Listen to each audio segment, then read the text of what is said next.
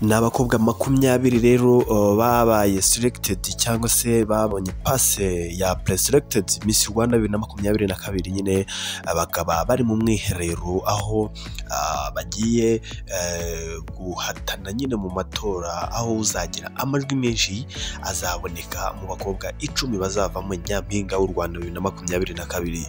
Mu bakobwa rero 20 babonye passe muri preselection iherutse kuba ngubu bari mu mwiherero nyine aho bagiye mu yandi matora nyine mu yandi matora aho uzagira amajwi menshi kabisa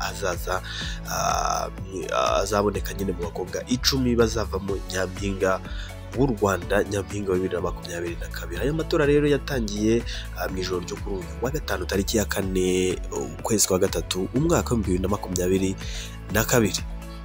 Yes, hanyuma rero gutora ngo biri kubera ku gihe.com akaba ariho nyine abatora ariho bazanyura. Ngayo rero amakuru bashya muri Miss Rwanda 2022, abakobwa beza cyane hano rwose mu myambarire mishyashya hano kabisa abakobwa basa neza, abakobwa b'Abanyarwanda bagenda neza, basa neza, baseka neza.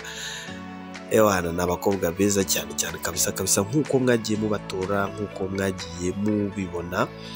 N'abakobwa nyine batandukanye hano uko ari 20 ukuri kubabona hanga nyine n'abakobwa bagiye kuvamo uzaba Miss Rwanda 2022. Hanyuma rero nitwa JC, komeza kandi like kandi share kandi comment duhigitekerezo kubyubona twavugaho ubutaha.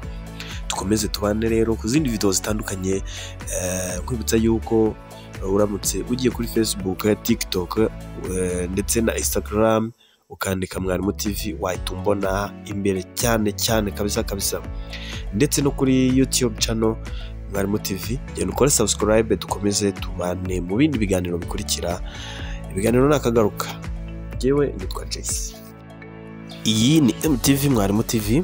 Komeza ukandishe uhereze n'abandi bamenye byinshi. Duhure mu biganiro bikurikira.